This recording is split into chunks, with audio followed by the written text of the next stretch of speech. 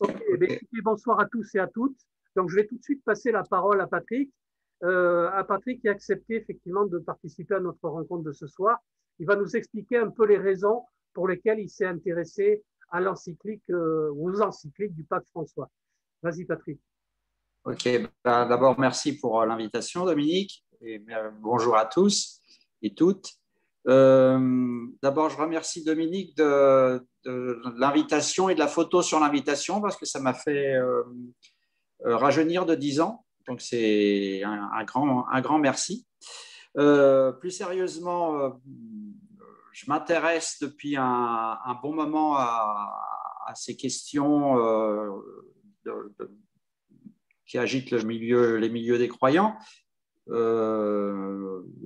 J'ai été invité par Antoine Casanova à intégrer la rédaction de la pensée il y a un bon moment. Et puis, vous n'êtes pas sans savoir qu'aussi, sous l'égide de la pensée et en liaison avec le Parti communiste français, même si la pensée n'est pas l'émanation du Parti communiste français, il faut le dire, il y a un certain nombre de rencontres informelles qui se tiennent encore aujourd'hui, auxquelles participent nos amis protestants, certains musulmans et certains catholiques, certains évêques, hein, faut le dire. Nous n'en faisons pas de publicité parce que ce n'est pas le lieu d'utiliser le nom et les fonctions des uns et des autres, mais ce sont des dialogues fructueux où nous échangeons sur la situation. Et bien souvent, on doit quand même faire le constat qu'avec ceux qui acceptent de travailler avec nous, il y a des convergences assez profondes et en tout cas des constats partagés sur la situation. Vous continuez de m'entendre? Oui, oui, oui. D'accord. OK. Alors, ce que je vais faire, c'est que je vais parler autour de 4 questions. Je vais d'abord vous dire un petit peu ce que sont les encycliques assez rapidement. Ensuite, pour mieux faire comprendre la portée de cette encyclique, la deuxième qu'a fait donc le pape François, je crois que le plus simple est quand même de vous lire quelques extraits au lieu de les paraphraser, de dire directement ce qu'a dit le pape ou écrit le pape. Ensuite, je reviendrai sur le contexte dans lequel se situe l'apparition de cette encyclique. Et puis, je dirai un petit mot sur les réactions que ça a provoquées. Voilà. Donc, peut-être, je pense que je vais pouvoir tenir assez rapidement en 20-25 minutes, de façon à ce qu'on ait de la place pour le dialogue. Alors, il faut quand même savoir qu'il y a eu, donc elle est parue celle-ci en octobre 2020, mais qu'il y en a eu précédemment 300. Les documents signés de la main d'un pape sont désignés selon un vocabulaire qui leur est propre, rescrit, bulle, bref, ou encore exhortation apostolique. Et parmi ces documents, les encycliques sont ceux qui attirent le plus l'attention. En effet, lorsqu'un pape choisit d'écrire une encyclique, c'est qu'il veut donner une autorité significative à ce qu'il y exprime, sans toutefois engager l'infaillibilité pontificale. Donc, le mot encyclique trouve son étymologie dans le mot grec enkyclios, qui signifie circulaire, et selon le glossaire de la Conférence des évêques de France, il s'agit ainsi d'une lettre solennelle du pape adressée à l'ensemble de l'Église catholique, ou plus spécifiquement à une partie d'entre elles, évêques, clergés, fidèles. La première encyclique, au sens actuel du terme, a été signée de la main du pape Benoît XIV, qui était pape entre 1740 et 1758, et qui, juste après son élection, en a publié une qui, bon, pour la petite histoire et pour les spécialistes, qui s'appelle Ubi Primum, portant sur le ministère épiscopal. Et au total, ce pape a rédigé 44 encycliques au long de ses 18 ans de pontificat. Toujours selon la Conférence des évêques de France, les encycliques sont des textes qui ont le plus souvent valeur d'enseignement et peuvent rappeler la doctrine de l'Église à propos d'un problème d'actualité. De fait, les sujets abordés sont très variés selon les encycliques, celles-ci pouvant traiter des dérives du carnaval en 1748 ou à la situation religieuse dans un pays en 84, c'est ça, oui, ou en passant par la question de l'esclavage dans Catholica Ecclesia en 1890 ou la franc-maçonnerie en 1892. Donc, je vous disais, en comptant ubi primum, pas moins de 338 encycliques ont été publiées par des papes successifs en moins de 300 ans. Certains papes ont eu une utilisation particulièrement intensive de ce type de document, à commencer par Léon XIII, pape de 78 à 1903. Il a publié pas moins de 86 encycliques, soit une moyenne de plus de 3 par an, avec respectivement 41 et 38 encycliques. Les papes Pie XII et Pie IX le suivent au classement des papes comptant le plus grand nombre de ces documents magistériels. Je fais une aparté sur ces encycliques parce que nous verrons dans quelques minutes que pour ce qui concerne celle qui nous préoccupe ce soir, elle se produit de la part d'un pape qui est plutôt peu prolixe jusqu'à maintenant.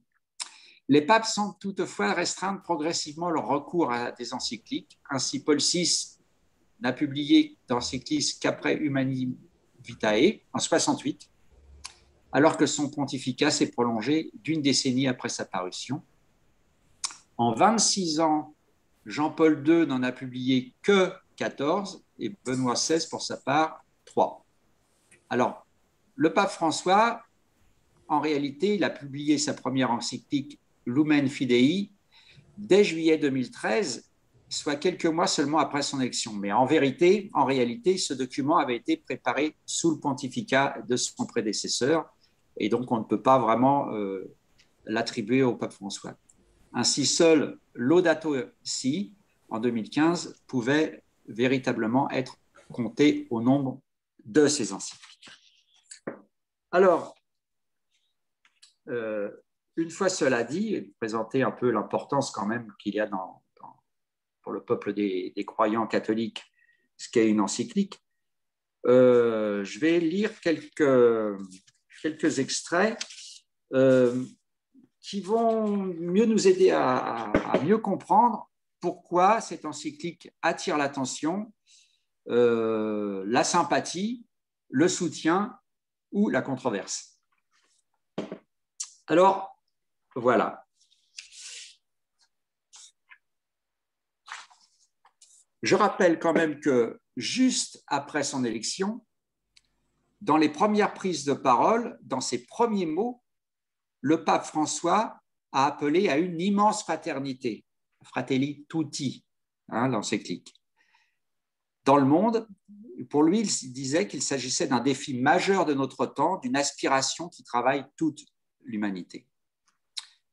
Donc évidemment, impossible de résumer les 90 pages de l'encyclique Fratelli Tutti. Vous la trouvez sur le site du Vatican en français. Ils ont même eu l'astuce de présenter de la décliner en podcast par chapitre. Donc, vous pouvez aller voir sur le site du Vatican. Ce texte est composé de 287 paragraphes, donc répartis dans 8 chapitres. On y retrouve la conception du pape, je rappelle, qui est confronté à de fortes oppositions internes, concernant la fraternité, l'amitié sociale déclinée autour de thèmes tels que l'immigration, le populisme, le libéralisme, les guerres, le rôle des religions, etc. Voyons déjà comment le pape explicite sa démarche. Il leur redit encore, les questions liées à la fraternité et l'amitié sociale ont toujours été parmi mes préoccupations. Et il souligne, quand je rédigeais cette lettre, a soudainement éclaté la pandémie de la Covid-19, qui a mis à nu nos fausses certitudes. Au-delà des diverses réponses qu'ont apportées les différents pays, l'incapacité d'agir ensemble a été dévoilée. Bien que les pays soient très connectés, on a observé une fragmentation ayant rendu plus difficile la résolution des problèmes qui nous touchent tous. Si quelqu'un croit qu'il ne s'agirait que d'assurer un meilleur fonctionnement de ce que nous faisions auparavant, ou que le seul message que nous devrions améliorer les systèmes et les règles actuelles, celui-là est dans le déni. Voilà, en introduction. Donc, revenons à quelques constats développés par François à travers donc, quelques extraits. Je cite, « L'avancée de cette tendance de globalisation favorise en principe l'identité des plus forts qui se protègent, mais tend à dissoudre les identités des régions plus fragiles et plus pauvres en les rendant plus vulnérables et dépendantes. La politique est ainsi davantage fragilisée vis-à-vis des puissances économiques transnationales qui appliquent le diviser pour régner. » Ensuite, protéger le monde qui nous entoure et nous contient, c'est prendre soin de nous-mêmes, mais il faut constituer un nous qui habite la maison commune. Cette protection n'intéresse pas les pouvoirs économiques qui ont besoin d'un revenu rapide. Autre extrait.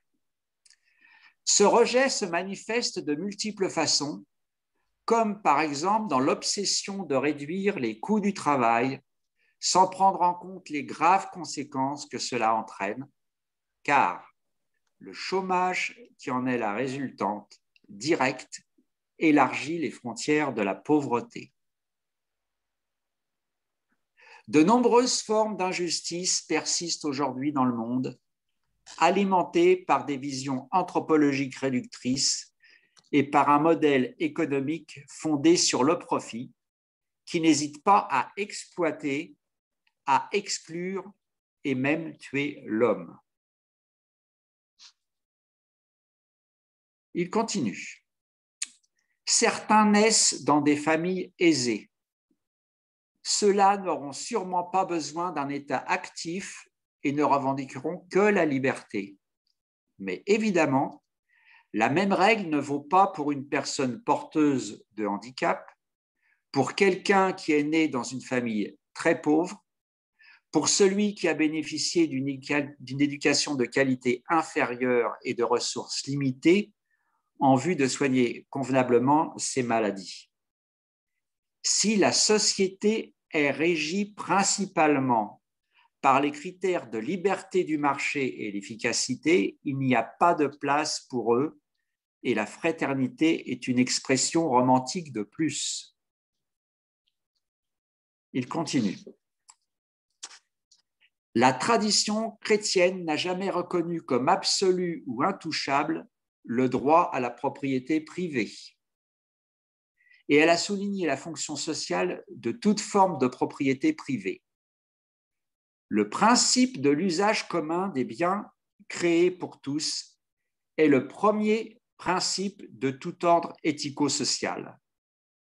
C'est un droit naturel, originaire et prioritaire.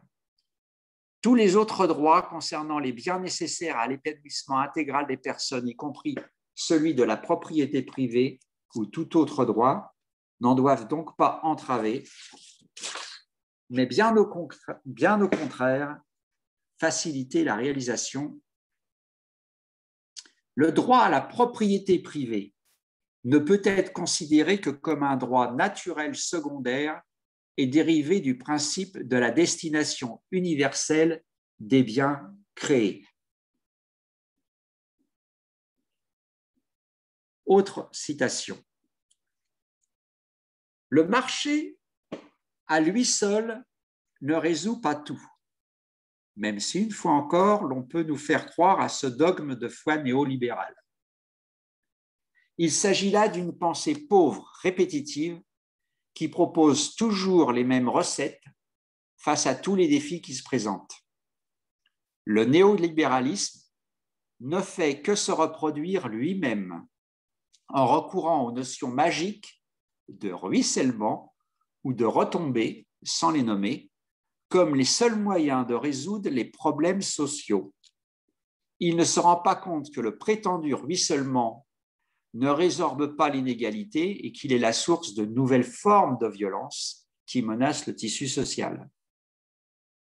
Je me permets de répéter que la crise financière de 2007-2008 était une occasion pour le développement d'une nouvelle économie, plus attentive aux principes éthiques et pour une nouvelle régulation de l'activité financière spéculative et de la richesse fictive. Mais il n'y a pas eu de réaction qui aurait conduit à repenser les critères obsolètes qui continuent à régir le monde. Pire, les réelles stratégies développées ultérieurement dans le monde semblent avoir visé plus d'individualisme, plus de désintégration, plus de liberté pour les vrais puissants qui trouvent toujours la manière de s'en sortir indemne.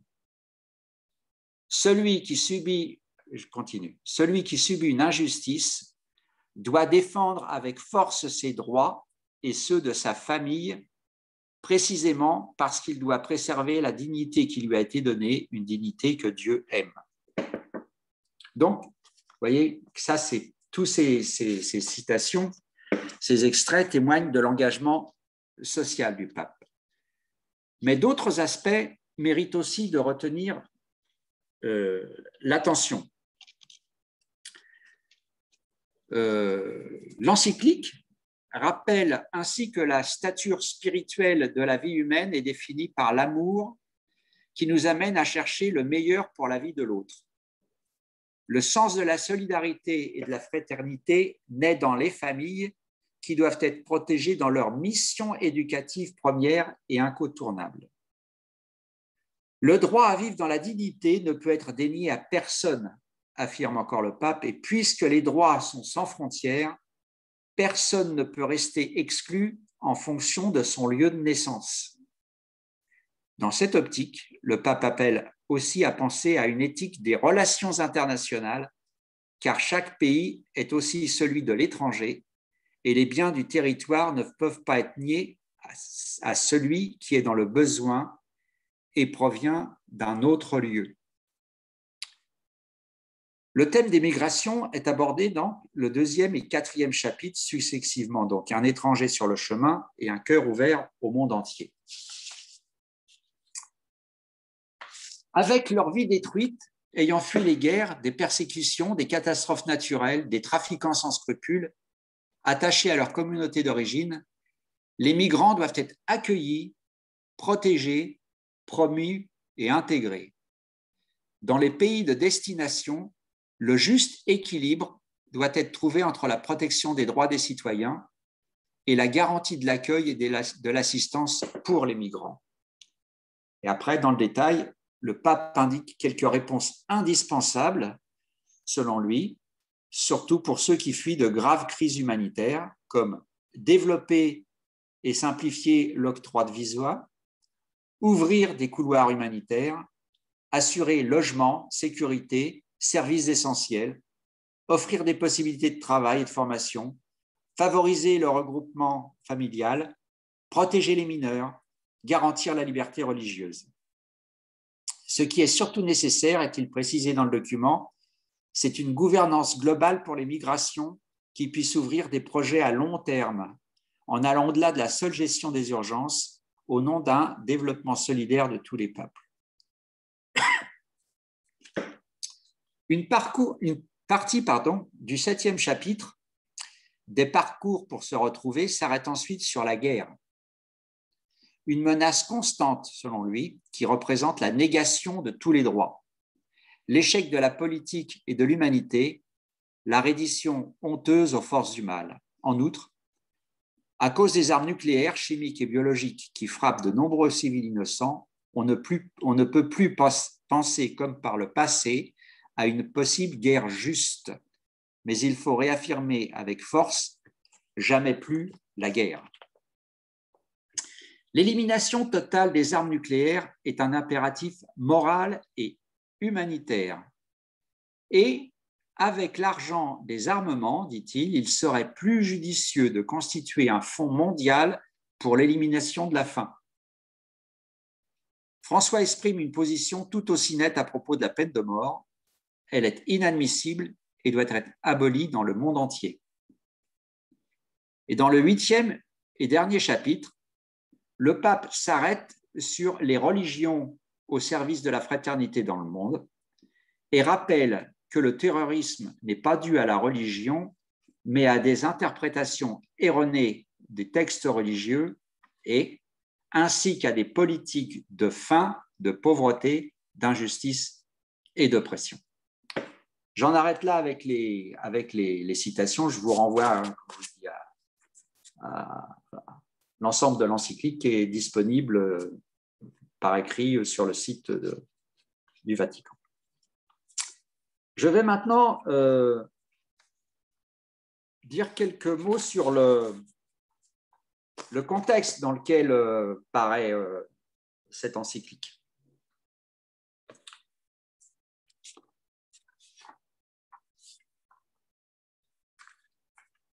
L'Église, comme vous l'avez vu dans l'extrait qu'a publié Espace Marx Bordeaux pour l'invitation, l'Église n'est pas isolée sur notre terre, ni à l'abri de la fureur du siècle.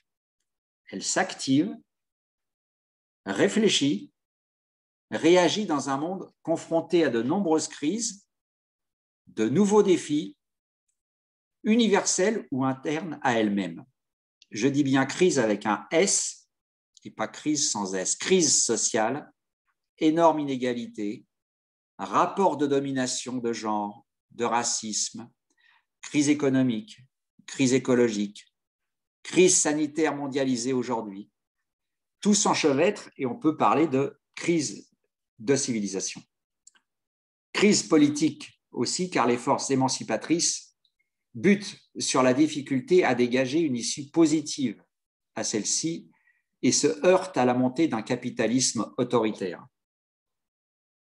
Les sociétés sont confrontées au problème de la transition démographique, de la transition énergétique, de la révolution numérique qui inonde tous les aspects de la vie et dont nous n'avons pas encore perçu la portée anthropologique. Et le capitalisme est à la fois source de ces problèmes et incapable de répondre aux défis contemporains. L'Église, sa hiérarchie,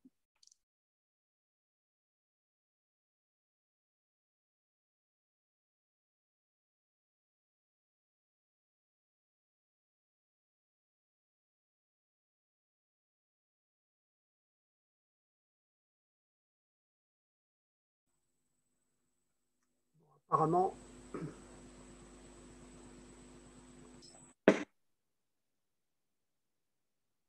Donc voilà. Donc, avant que nous soyons coupés, je disais que Antoine Casanova, dans une réaction à l'élection du pape François, disait que c'était un tournant par rapport à ce que représentait Benoît XVI. Il soulignait que la montée des exigences de justice a pris une dimension planétaire et qu'il fallait faire le lien avec cette évolution. Et c'est à partir de cette donnée fondamentale qu'il faut lire les évolutions en cours, dont la parution de cette nouvelle encyclique, d'autant que l'Église catholique est confrontée à d'immenses défis. Bon, certains pointent un réveil des religions. L'élection de Jean-Paul II et la médiatisation de ces croisades réactionnaires, politiques ou sociétales, l'émergence d'une théocratie en Iran et ses conséquences sur les peuples de la région, l'affirmation du mouvement évangélique aux États-Unis avec l'élection de Ronald Reagan et dont on ressent les conséquences amplifiées et tumultueuses avec l'arrivée et le départ du pouvoir de Trump, les attentats du 11 septembre, revendiqués par Al-Qaïda, entre autres, ont alimenté cette perception. Ajoutons-y, particulièrement en France, une présence accrue des religions dans les débats sociétaux et politiques, manifs pour tous, etc. Mais la réalité reste une tendance à la sécularisation des sociétés. En Occident, par exemple, les sondages d'opinion montrent une nette progression de la réponse sans religion, de l'athéisme, surtout parmi les jeunes, même si cette laïcisation provoque une réaction religieuse sur des lignes conservatrices ou traditionnalistes. Outre la sécularisation et la montée des inégalités dans le monde, la hiérarchie catholique constate sa perte d'influence en Amérique latine, autrefois une de ses bases fortes. Et en ce début du XXIe siècle, le catholicisme latino-américain est confronté à une crise multiforme qui semble mettre en jeu son avenir. Loin de prendre la forme d'une sécularisation ou d'un affaiblissement de la religiosité populaire, celle-ci se traduit principalement par le transfert de fidèles vers d'autres affiliations confessionnelles et constitue une véritable rupture historique après 4 siècles et demi de monopole catholique. Le combat de Jean-Paul II contre les tenants du courant dit de la théologie de la libération a eu un effet désastreux pour l'Église. La globalisation capitaliste fait des ravages et surfant sur ce terreau, les évangélistes progressent à grands pas, tandis que les catholiques sont en difficulté. Et ce n'est donc pas un hasard si le conclave de 2013 a placé un Argentin à la tête de l'Église catholique.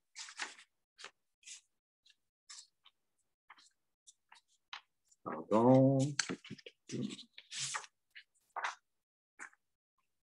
Sans parler des remous immenses provoqués par les scandales multiples de pédophilie, d'agressions sexuelles dans l'Église, des scandales immobiliers et financiers à solder, des difficultés financières à venir, et la baisse des vocations et de la pratique poursuit son inexorable pente.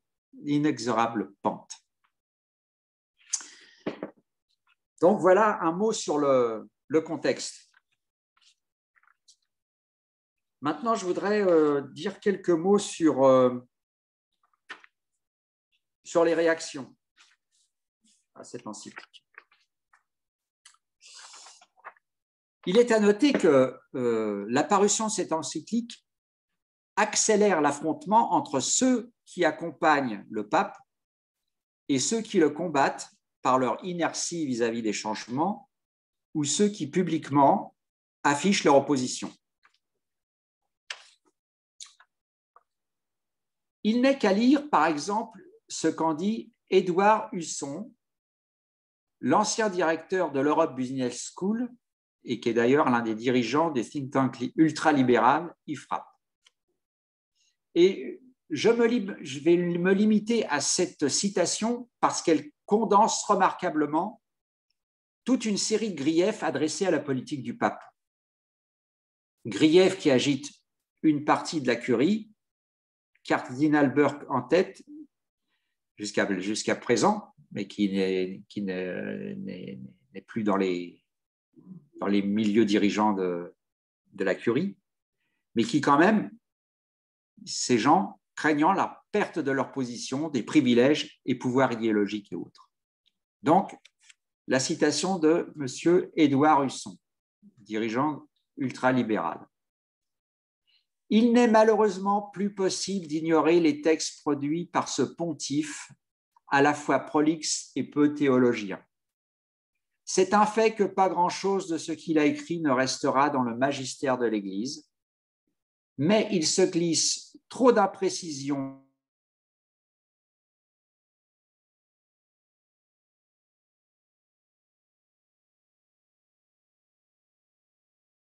pour un nouveau pontificat.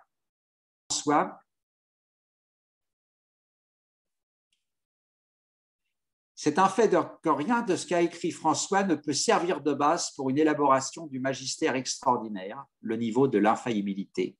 De même qu'il a fallu que Benoît XVI et le cardinal Sarrat interviennent dans le débat pour empêcher l'ouverture du sacerdoce aux hommes mariés, que le synode amazonien avait recommandé au souverain pontife. De même, Les encycliques Laudato Si et Fratelli Tutti méritent d'être scrutées d'un double point de vue. Celui de leur éventuelle rupture, au moins sur certains points, avec l'enseignement des prédécesseurs, celui d'une Église experte en humanité, qui se doit d'être à la pointe de l'intelligence et de la compréhension du monde, comme Pie XII en a donné l'exemple, peut-être le plus abouti au milieu du XXe siècle.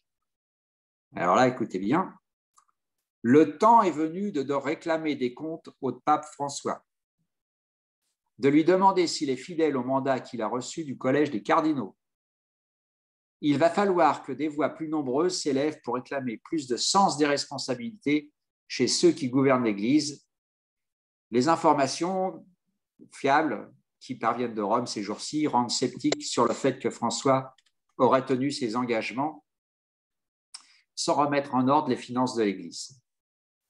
On pourrait multiplier les exemples qui donnent à penser que ce pontife si prompt à expliquer au monde ce que devrait être la gouvernance mondiale telle que ses amis globalistes la prônent, il a largement oublié de bien gouverner l'Église. Et je finis. Avant de critiquer le capitalisme, qui est une conséquence de la christianisation du monde, voire la parabole des talents, et à sortir l'humanité de la misère matérielle, il faudrait peut-être s'assurer que tout soupçon de corruption financière au sein de la curie est écarté. Donc vous sentez la violence des propos. Mais je finirai par dire que ça, c'est une partie des réactions, mais qu'évidemment, pour celles et ceux qui ont à cœur l'émancipation humaine, quel que soit leur rapport personnel à la foi religieuse en général et à l'Église catholique en particulier, il est intéressant de pointer dans ce texte et dans les extraits que j'ai pu vous lire, les convergences de vues sur le constat des évolutions du monde, convergences qui ne sont pas exclusives de sujets de débat, voire de controverses sur d'autres aspects, mais là n'est pas le propos, je m'en suis tenu à l'encyclique. Voilà quelques éclairages sur cette encyclique. Merci Patrick voilà. pour cette présentation. Hein, je la trouve tout à fait riche et intéressante. Peut-être quelques réactions, quelques commentaires ou quelques questions. Jacques, par exemple. Tu peux ouvrir, voilà, écoute, tu ton micro. Oui. Ben, écoute, merci beaucoup Patrick. Vraiment, d'abord du lieu d'où tu parles, franchement, de la revue de la pensée. Je trouve que c'est très riche, ce croisement des parcours, de courants de pensée, d'action aussi, de partenariat peut-être intellectuel. Je trouve que c'est très fort. Vraiment, moi j'ai lu avec beaucoup d'intérêt évidemment l'encyclique. Il y a déjà quelques semaines, quelques mois peut-être même. Et j'ai trouvé très intéressant. Ça m'a ramené à relire pourquoi, quelle est la légitimité au fond. Et je voudrais simplement faire deux toutes petites réflexions. La première, c'est pour dire, je vais lire un petit passage, un petit texte qui date de 1945, et qui a été écrit par quelqu'un qui était en captivité pendant la Seconde Guerre mondiale et qui évoque, à propos de la constitution d'un corps international, l'opportunité, je cite, d'une autre présence à côté des États, on dirait aujourd'hui une sorte de soft power. Je lis le texte et je vous demanderai qui a écrit ça. C'est à la cour de Rome que je pense au Saint-Siège apostolique. Sa participation, au même titre que celle des États, serait par là même le signe plus éclatant que dans l'univers de demain, dire aujourd'hui en quelque sorte, d'autres puissances compteront que les puissances temporelles. Eh bien, celui qui a écrit ça, c'est Léon Blum, patron de la SFIO avant la guerre, le président du Conseil en 1936, et qui revient de captivité et qui publie un petit bouquin chez Gallimard en 1945 qui s'appelle « À l'échelle humaine ». Je trouve que c'est très intéressant de voir au fond un peu les attentes qu'il pouvait y avoir, alors même qu'on connaissait ce qu'avait pu peut-être des faiblesses peut-être du Vatican pendant la Seconde Guerre mondiale. Le second mot que je voudrais simplement dire, peut-être avant de vous quitter prématurément, je le regrette beaucoup, mais pas tout à fait tout de suite quand même, c'est le sous-titre. Il y a un sous-titre à cette encyclique. Voilà, le titre, c'est donc Fratelli Tutti, et qui est emprunté à Saint François d'Assise, comme Laudato aussi d'ailleurs, hein, c'est intéressant. Et c'est d'ailleurs très intéressant de voir que Saint François d'Assise, à ses risques et périls, est allé rencontrer le sultan Malik el-Kamil en Égypte. On est là au XIVe siècle, hein, au XIIIe siècle. Et que cette encyclique, eh bien, le pape dit qu'il l'a écrite en se sentant encouragé par le grand imam Ahmad al-Tayeb, qu'il avait rencontré à Abu Dhabi quelques mois plus tôt. Donc, vous voyez, il y a de l'interreligieux là. Mais je voudrais m'arrêter sur le sous-titre, sur la fraternité et l'amitié sociale. Parce qu'au fond, dire Fratelli Tutti, ça pourrait être oublier les sœurs en quelque sorte. Il n'y a que les frères là. Et que d'une certaine façon, dire l'amitié sociale, c'est englober plus que les frères, plus que les hommes. C'est en quelque sorte un élargissement, au-delà bien sûr des croyants eux-mêmes, bien sûr, un élargissement au fond à toute l'humanité. Voilà, c'est un peu les deux réflexions. En tout cas, en remerciant encore une fois Patrick de son exposé très riche. Voilà. Merci. Qui est-ce qui souhaite, enfin, soit Patrick, si tu veux réagir, tu peux, bien entendu, et si d'autres souhaitent intervenir, n'hésitez pas. Vous avez la petite main bleue hein, que vous pouvez activer dans l'onglet participants, et sinon, vous pouvez demander vous inscrire dans la partie chat, hein, en utilisant l'onglet réaction avec la main qui peut s'afficher sur votre...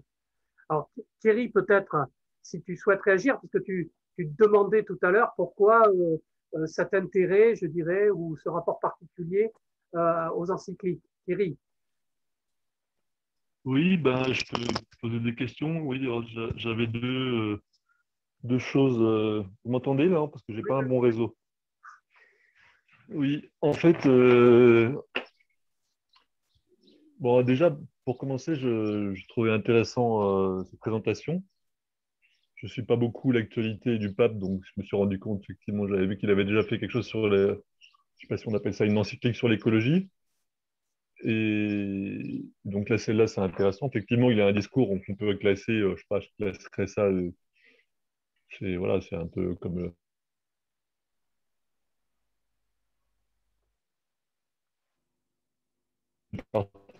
socialiste aujourd'hui. C'est déjà pas si mal, c'est déjà pas à droite. Et après, du coup, j'ai une interrogation, enfin plusieurs interrogations. Comment dire? Bon, c'est vrai que Jean-Paul II et puis Benoît XVI étaient clairement à droite, mais donc lui moins. Ok, donc c'est déjà pas mal. J'ai pas l'impression que l'Église change pour autant, mais en même temps, bon, c'est une forme de liberté, chacun fait un peu ce qu'il veut. Et du coup, je m'interroge bon, finalement sur la réalité de la radicalité de Benoît XVI. Bon, c'est des interrogations, justement. Enfin, en tout cas, sur la forme, c'est plutôt pas mal. Mais quand on regarde, par exemple, je me suis interrogé aussi auparavant sur son parcours, quoi. Il a quand même été, il a dirigé les Jésuites en Argentine pendant plusieurs années à l'époque des fascistes. Et donc, il a dû, bah, de fait, un peu se compromettre, parce que quand on dirige une organisation comme ça, sous une dictature, il faut faire des compromis, hein. Sinon, il faut partir. Donc, il n'est pas parti, mais donc, il y a eu même des choses qui lui sont reprochées qui étaient assez graves. Donc, ce n'est pas forcément vrai. En tout cas, de fait, on est contraint à collaborer avec eux. Donc, bon, du coup, voilà, c'est des interrogations. Pour résumer en un mot, je trouve que voilà, son discours est plutôt bien, mais quelle est là vraiment la portée réelle, enfin, de ce qu'il pense vraiment et puis l'impact concret chez les catholiques. Voilà, c'est un peu ça mon interrogation. Et après, je poserai d'autres questions, mais plus sur Espace Marx et les marxistes. Mais bon, déjà ça. Merci Thierry. Tu veux réagir, Patrick, ou une autre personne souhaite intervenir? On va laisser parler les participants pour l'instant. Ok, Jean-Claude Masson. Un petit mot.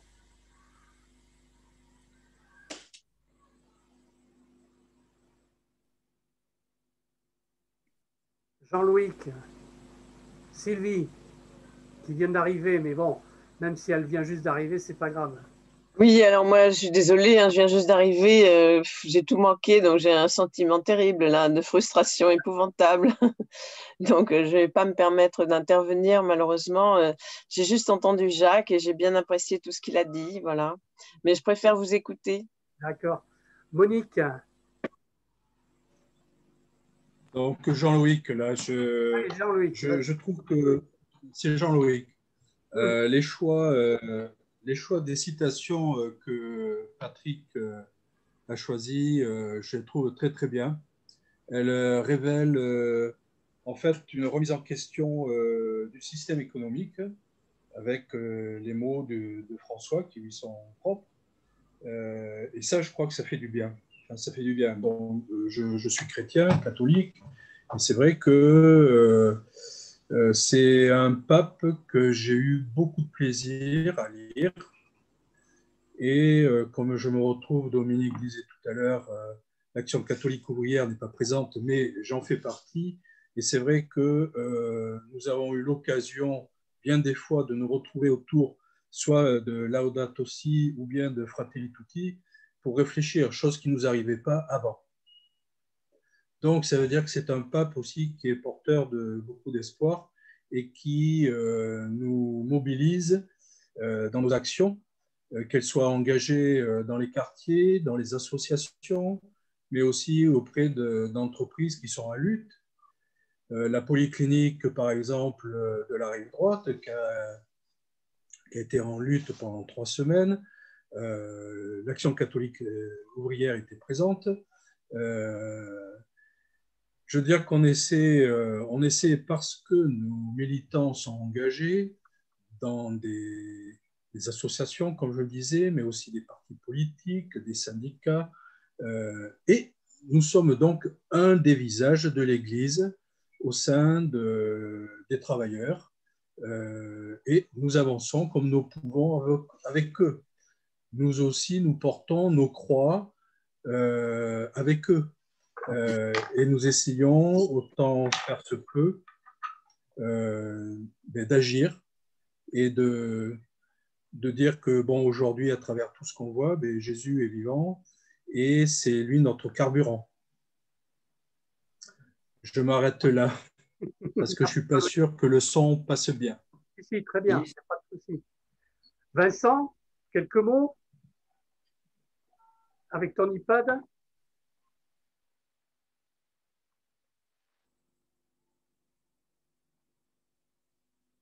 Michel, Jean-Claude?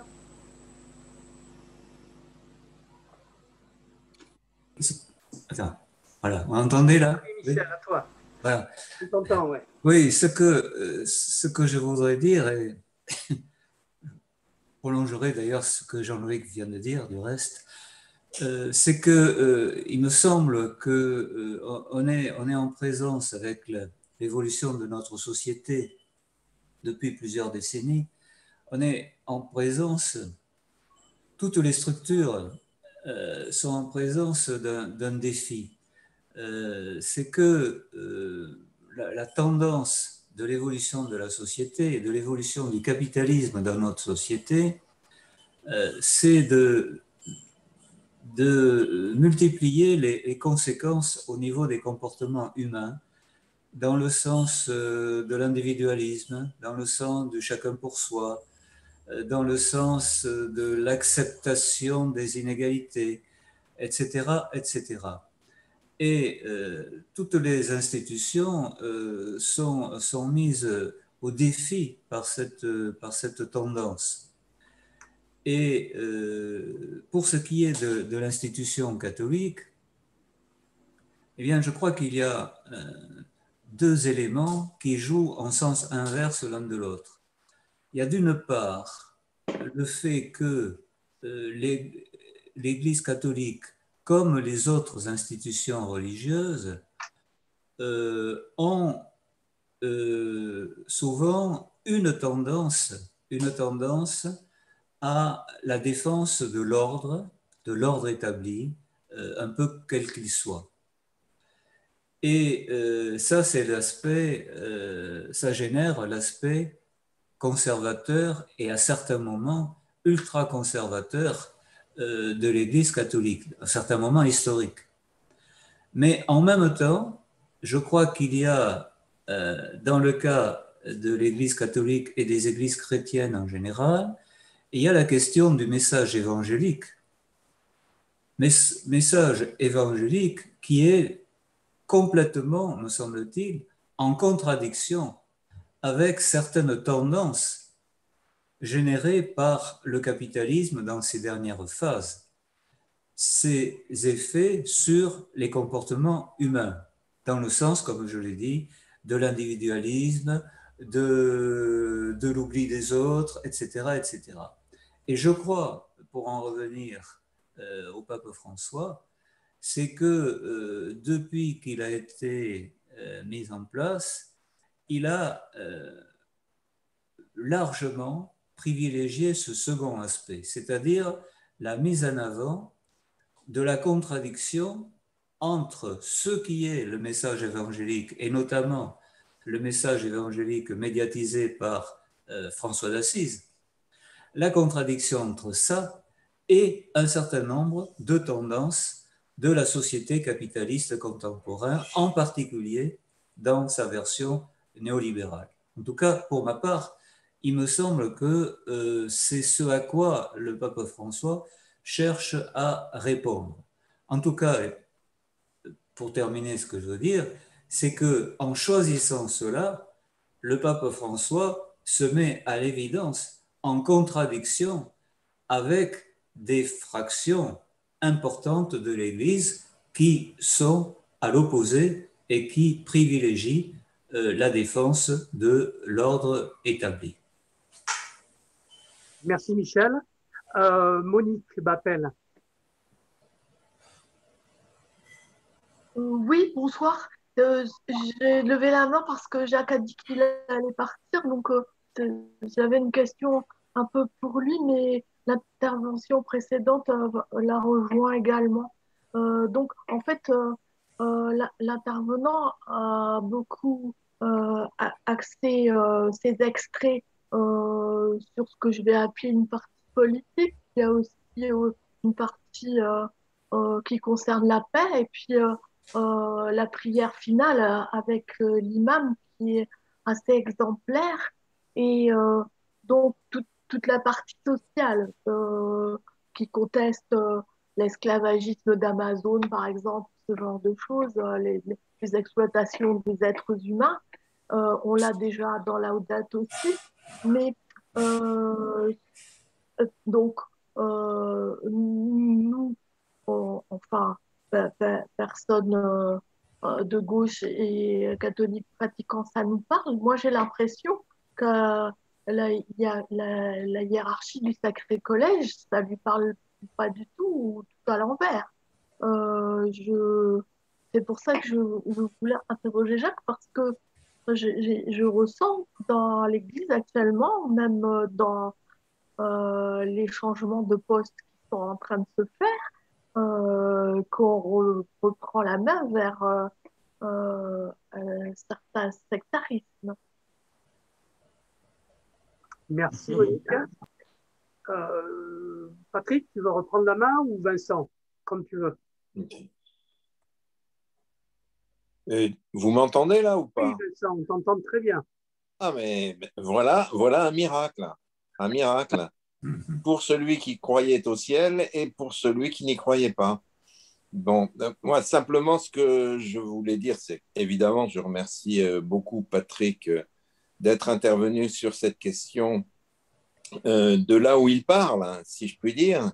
Ce que je crois, c'est que, évidemment, comment dirais-je, les plus hautes responsabilités prises dans l'Église depuis l'après-guerre témoignent à leur niveau des contradictions du monde dans lequel nous sommes et des rapports de force qui existent aussi bien en dehors du monde chrétien qu'au cœur du monde chrétien, et qui explique une succession de papes aussi différents les uns des autres.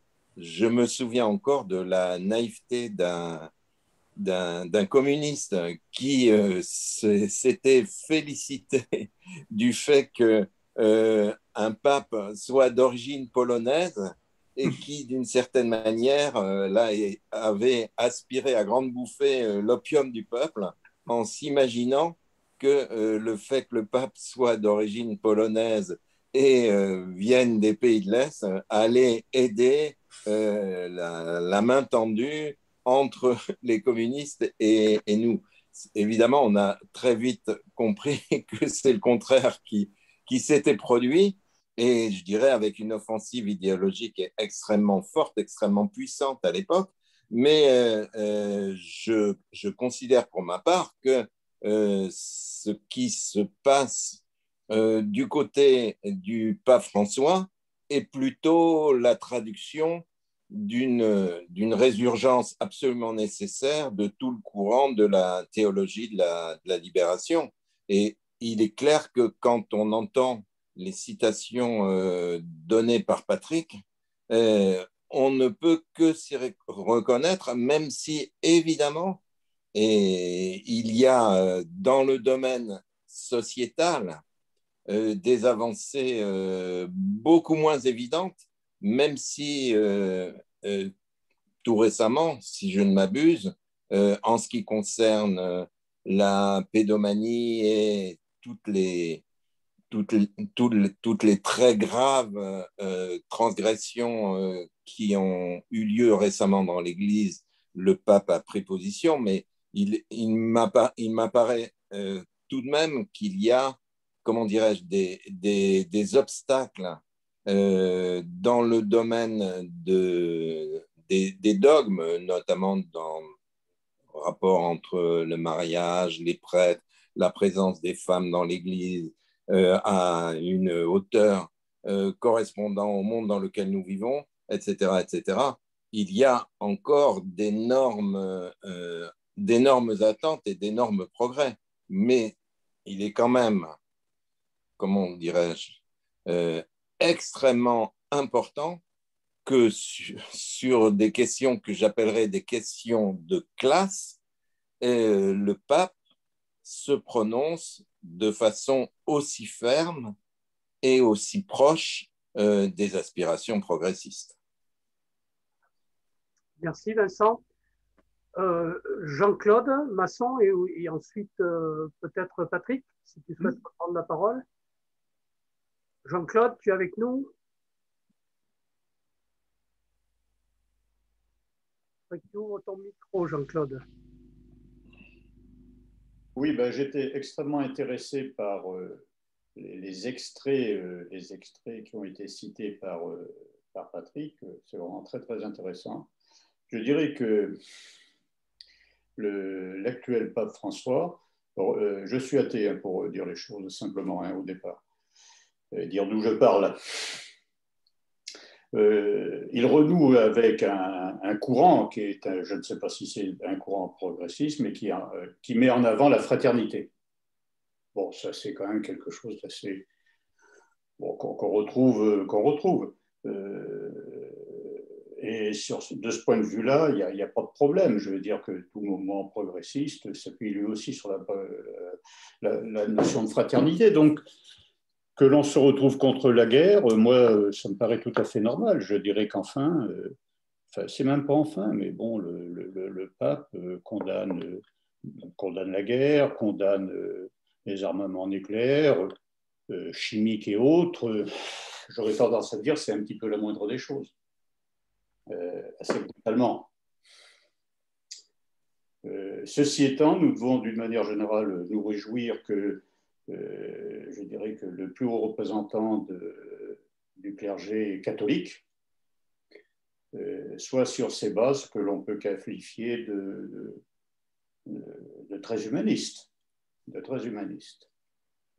Maintenant, il faut bien voir que le pape peut parler, il n'empêche que les choses se font concrètement sur le terrain.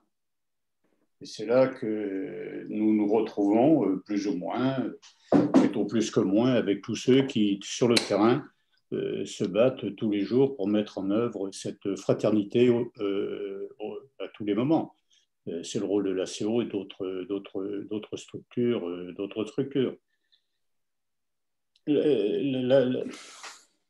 Le problème de fond que je dirais avec, dans tous ces discours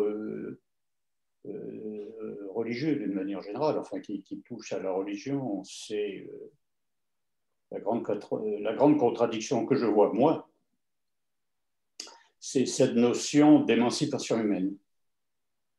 Voilà, elle est portée, je crois, par beaucoup plus le courant marxiste, il me semble, que par le courant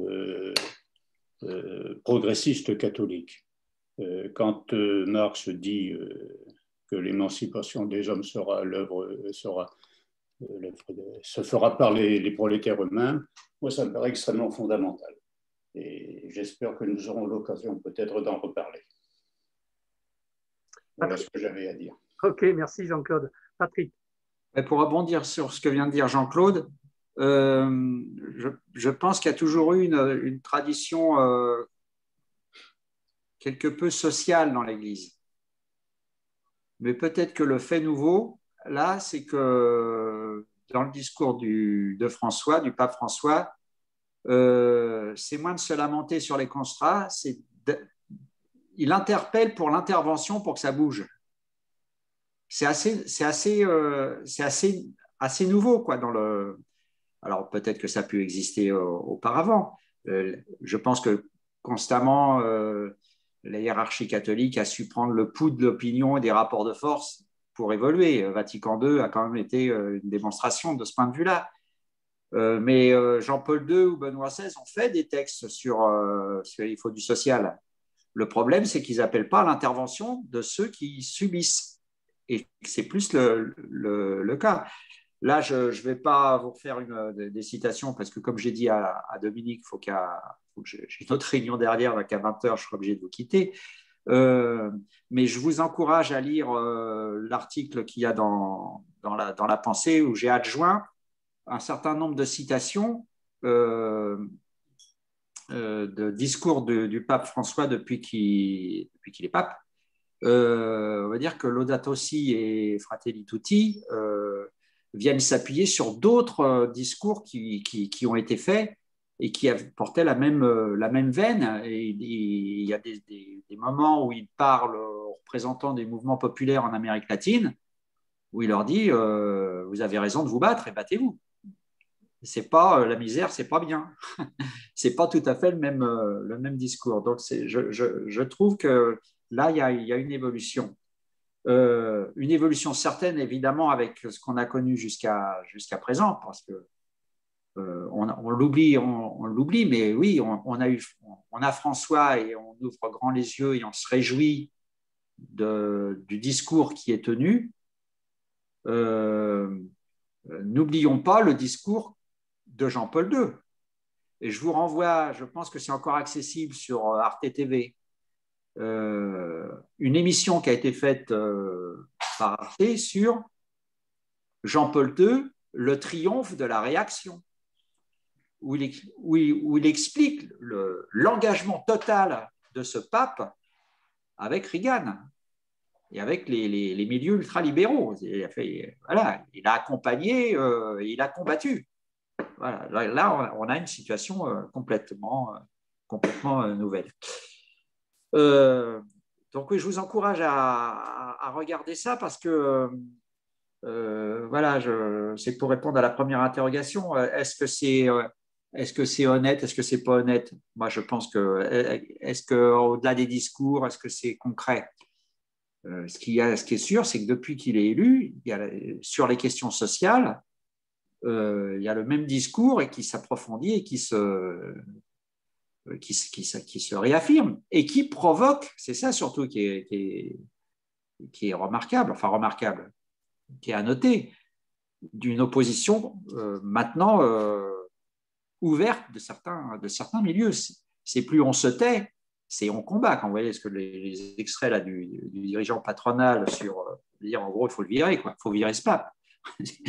C'est ça qui est dit. Donc voilà, il y a quand même une situation relativement nouvelle. Et ce que je trouve remarquable chez ce pape, jusqu'à maintenant, c'est qu'il ne lâche pas. Il ne lâche pas, il continue son sillon. Je pense, je ne suis pas un grand spécialiste des mouvements internes à l'Église, et puis qui l'est vraiment. Mais on voit bien que je crois que le pape travaille aussi à la suite de qui va le succéder. Il y a une bataille sur qui est nommé cardinal et qui pourra élire les papes. Hein. Ceux qui arrivent sont plutôt des gens qui peuvent travailler à faire qu'il y ait une continuité dans l'engagement actuel. Et donc ça, c'est intéressant pour toute personne qui veut que le monde aille vers plus d'émancipation humaine. Je n'entrerai pas dans le débat sur qui est le plus porteur d'émancipation humaine. Bon, chacun peut avoir son opinion. Voilà, mais je trouve que là, au moment où nous parlons, la position du pape aide en tout cas ceux qui travaillent à l'émancipation humaine. Alors, est-ce que c'est un pape progressiste ? Moi, je pense que c'est un pape qui tient compte des réalités. Et pas que le pape, je pense qu'il y a une partie de l'Église qui le soutient, qui voit bien qui voit le problème, les rapports de force. L'Église n'est pas non plus quelque chose qui va au fil de l'eau. Il y a à l'intérieur de l'Église des combats. On ne parle pas d'une seule... les rapports de force ne sont pas... on ne fait pas qu'entériner des rapports de force. Ça travaille à l'évolution des rapports de force. Et dans l'évolution des rapports de force, il y en a qui veulent contrecarrer et d'autres qui veulent accompagner. Et il y a des combats intéressants. J'en dirai pas plus, mais j'ai des relations avec quelqu'un qui a été évêque encore il y a pas longtemps, je ne peux pas dire son nom, qui lui était encore surpris que le pape soit encore vivant. Voilà. pour dire un peu la violence qu'il peut y avoir dans la même institution. Voilà. Est-ce qu'il est progressiste ? Je ne sais pas. Je pense qu'il est en concurrence avec les courants émancipateurs. Moi, il prend acte des évolutions et des contradictions du capitalisme et de l'ultralibéralisme. Je pense que sur la question des migrants, il est très engagé. Sur la question de la paix, c'est remarquable. Mais pour mieux me faire comprendre, je vais vous citer ce qu'il dit par rapport aux communistes, parce qu'on le traite de communiste. Il y a des évêques qui le traitent de communiste, il y a des milieux qui le traitent de communiste, évidemment, pas pour dire du bien de lui, mais voilà des choses que j'ai trouvées sur ce qu'il dit sur les communistes. Par exemple, j'ai lu un article où ils disent que le Saint-Père a été très influencé par une femme, une communiste, Esther Balestrino de Carrega, qui est une militante communiste tuée sous la dictature argentine. Ça, c'est pour répondre à la première intervention. C'est-à-dire que dans le pays où on est, on a aussi des contradictions. On est sous la coupe des militaires et puis on rencontre aussi ensuite des militantes communistes qui, après avoir aidé à fonder le mouvement des mères de la place de Mai, qui dénonçait la disparition de leurs enfants assassinés par le régime. Voilà ce qu'il dit d'elle, de cette femme communiste. Elle m'a appris à penser la réalité politique. Je dois tant à cette femme, poursuit le pape. L'impact du combat de cette femme le touchera jusqu'à dans sa foi. On m'a dit une fois, mais vous êtes communiste. Non, les communistes sont les chrétiens. C'est les autres qui ont volé notre bannière. Et voilà, dans toute une série d'interviews qu'il a pu donner sur son rapport qu'il a avec les communistes, en gros, il dit pour le combat contre le monde tel qu'il est, en gros, les meilleurs pour faire ce travail, c'est l'Église catholique et ce n'est pas les communistes. Voilà. En gros, bon, c'est mieux que Jean-Paul II, qui voulait absolument combattre bon, ce qui n'était pas du communisme, hein, les pays de l'Est, mais quand même, comment il a combattu la théologie, les tenants de la théologie de la libération, c'était violent quand même. Donc, je pense qu'il est plutôt en concurrence et sur la dénonciation et l'organisation du combat des plus humbles, en tout cas en Amérique latine, je pense qu'il est plutôt en concurrence. Donc voilà, moi, ce que je peux dire sur ce sujet. Je vois aussi que sur les questions sociétales, eh bien, il y a aussi les évolutions générales, il y a ses propres convictions, donc il doit être certainement tiraillé entre ses convictions. Chez la même personne, il peut y avoir des convictions opposées. Mais je vois aussi des gestes. Je vois que, par exemple, sur la question des femmes, il a quand même poussé le bouchon pour faire que Nathalie Bécard soit nommée sous-secrétaire du synode des évêques. Ce qui est une première voilà, on va dire, c'est peanuts, c'est pas grand-chose. Avec droit de vote. Oui, avec droit de vote, oui, tout à fait, avec droit de vote. Donc, un peu, c'est comme c'est une image que je peux donner comme ça, une secrétaire d'État dans un gouvernement, mais qui a le droit de prendre la parole et de voter et d'organiser les choses. Parce qu'elle organise à l'organisation elle travaille à l'organisation des travaux. Donc, je trouve ça, voilà, ce qu'il a fait avec le concile sur l'Amazone, on voit bien qu'il lance des bouchons. Et puis, comme je ne pense pas que ce soit un pape qui sent les choses, il ne va pas au bras de fer, mais en tout cas, il donne des possibilités pour ceux qui veulent saisir les opportunités, de travailler à concrétiser ces opportunités pour avancer dans le bon sens. Et ça, je trouve ça bien. Alors, bon, je finirai là-dessus, mais je trouve que toutes les institutions sont souvent confrontées à ouverture et crispation. Et que bien souvent, quand on est devant des défis nouveaux, il y a toujours une partie des institutions qui se raidit, qui cherche dans le passé ou dans ce qui a pu marcher à une époque de quoi se rassurer. Et je pense qu'il y a aussi ça dans l'Église et qu'il y a une partie il y en a une partie qui se bat pour conserver leurs privilèges parce qu'il y a des privilèges. Et puis, il y en a d'autres qui, par conviction, par peur de la nouveauté, des évolutions du monde, sont dans le raidissement et dans la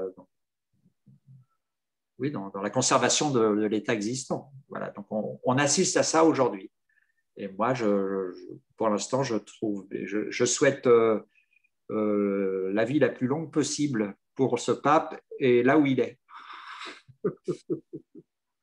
Merci, Patrick. Alors, il y avait Jean-Claude qui souhaitait éventuellement reprendre la parole.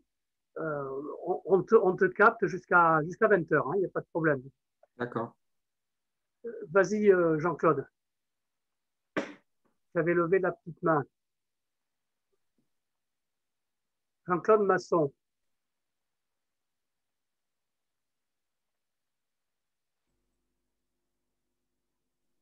Micro. Micro, Jean-Claude. Bon. Voilà, je vous prie de m'excuser, je n'avais point activé mon micro. Ah. Voilà, c'est tout simple. Oui, c'est manifestement un pape qui est en opposition avec son prédécesseur, ça c'est extrêmement clair. Mais au-delà, ce qui me moi, j'ai jamais lu Fratelli Tutti. Je veux dire, j'ai jamais pris le temps de la lire. Et puis, bon, ce sont des documents que je n'ai pas regardés naturellement. Voilà, ce que je vais faire. Hein. Ce que je vais faire. Mais revenons. Moi, j'ai été attiré par ce pape, bon, en particulier à travers une émission d'Arte sur le pape et la mafia. Alors, ça m'a un peu scotché, puisqu'il a excommunié purement et simplement tous les mafieux. Donc, je dirais que s'il y en a qui souhaitent sa mort, le bras armé existe. Le bras armé existe et en effet, je pense qu'il est en danger. Je ne peux que confirmer, enfin confirmer. C'est une intuition ou enfin bon, je dirais qu'on ne se met pas à dos la mafia impunément. Ça me paraît, c'est très récent, il y a un mois à peu près, cette émission, elle doit être encore sur Arte TV, vous la verrez, le pape et la mafia, c'est remarquable, c'est tout ce que j'ai à dire. Merci Jean-Claude. Est-ce que quelqu'un d'autre souhaite soit intervenir, soit poser une question avant que Patrick passe à une autre réunion de travail? Et sinon, de toute façon, je pense qu'on reprendra langue avec Patrick et peut-être avec d'autres pour poursuivre un petit Je veux peu. bien. Vas-y Thierry. Oui, je veux bien. Donc, merci pour les retours et les réponses. Bon, en tout cas, bon, Pape François, il soit sincère, et puis qu'il y a des conséquences, surtout parce que si c'est juste, voilà, ça c'est une bonne chose. Sinon, la question, enfin, du coup, j'ai deux questions ou deux réflexions par rapport à ça. Généralement, c'est plus par rapport à Espace Marx ou aux marxistes, enfin, surtout Espace Marx, finalement, parce que généralement, c'est vrai que s'il y a eu des périodes, et puis il y en a encore, puisque je vois qu'il y a des chrétiens qui sont présents, où il y a des coopérations entre les marxistes et les chrétiens, souvent on voit, en tout cas du côté des marxistes, plutôt un combat contre les chrétiens, à l'extent effectivement que l'Église et la religion, c'est l'opium du peuple. Donc, du coup, ma première question, c'est comment vous faites pour cohabiter à Espace Marx? Puis ma deuxième, elle est plus générale. C'est finalement la question comment faire pour réussir à long terme à démocratiser la religion et plus généralement à faire cohabiter la démocratie avec les différentes formes de décision ou disons d'organisation décisionnelle. Et aujourd'hui, il y en a un peu trois en société, enfin dans la société en Occident en tout cas. Il y a donc la démocratie, donc la décision par le peuple pour le plus grand nombre. Il y a la décision par la science, donc la vérité, la décision s'appuie sur la vérité scientifique. Et puis la troisième, ça peut effectivement tout ce qui, alors c'est peut-être plus large que la religion, on pourrait dire tout ce qui relève, alors c'est difficile à trouver un terme vraiment clair, mais tout ce qui relève du sensible. Alors, il y a des croyances, quoi, disons, ce qui relève des la question du croyances. sensible, donc oui, mais il n'y a pas que les croyances, justement, ça peut être aussi une approche beaucoup plus large, parce qu'il n'y a pas que la croyance, par exemple, celui qui a une approche artistique du monde, bon, enfin voilà, je ne vais pas trop développer. Mais bon, sinon, plus généralement, la question, c'est la question des experts, disons, religieux. Alors, les experts religieux, par exemple, voilà, c'est eux qui ont un peu en gros, comment démocratiser enfin, comment créer faire se coordonner ces trois formes de décision, scientifique, démocratique et religieuse, et finalement démocratiser aussi les religions. Écoute Patrick, peut-être pas tes derniers mots, mais en tout cas pour ce soir, si tu souhaites réaliser. À Jean-Claude Masson, je voudrais simplement dire qu'il faut aussi qu'il lise l'encyclique sur l'écologie, parce que c'est l'écologie intégrale. Tu m'entends, Jean-Claude? Voilà. La seconde chose, c'était, j'incite notre premier intervenant qui vient de reprendre la parole à relire entièrement la citation de Marx sur l'opium du peuple, oui. Parce qu'il ne dit pas simplement l'opium du peuple, parce qu'il dit, je ne me rappelle plus c'est le soupir de la Voilà, c'est ça, c'est le soupir de la créature. C'est-à-dire, je vous encourage à lire l'ensemble de la citation, parce que c'est l'opium du peuple pris comme quelque chose pour oublier les souffrances dans le monde dans lequel on est. Donc, ouais. il y a les deux choses à la fois. Donc, il faut bien voir l'ensemble de la pensée de Marx par rapport à ça. Voilà, bah, écoute, je suis disponible pour continuer une discussion avec vous, ou vous donner des coordonnées de gens qui peuvent aussi vous être d'un apport, voilà, sur ces questions-là ou d'autres. Merci Patrick. Quelques mots, tu vois, Thierry, par rapport aux questions que tu évoques. Marx n'est pas anticlérical, en tout cas n'est pas contre la question religieuse. Il a analysé le fait religieux, il a essayé d'en comprendre les mécanismes, et malheureusement, on retient de sa pensée, comme l'a dit Patrick, seulement un extrait, je dirais, de tout le développement qu'il porte sur la question religieuse. Ça méritera d'ailleurs, ce sera intéressant qu'on regarde un peu plus près comment il approche la question religieuse et comment il la travaille et comment il en fait la critique. Faire la critique de quelque chose, c'est pas forcément la nier. Voilà, enfin bon, on va pas régler le débat ce soir, mais c'est bien qu'on l'ouvre peut-être et qu'on poursuive cette discussion à une occasion prochaine, hein, si vous en êtes d'accord. Ce qu'il développe dans tout le texte, c'est la nécessité de lutter de toutes ses forces contre les illusions dont la religion fait partie, comme un des éléments qui fait obstacle aux luttes de toutes celles et tous ceux qui veulent transformer le monde.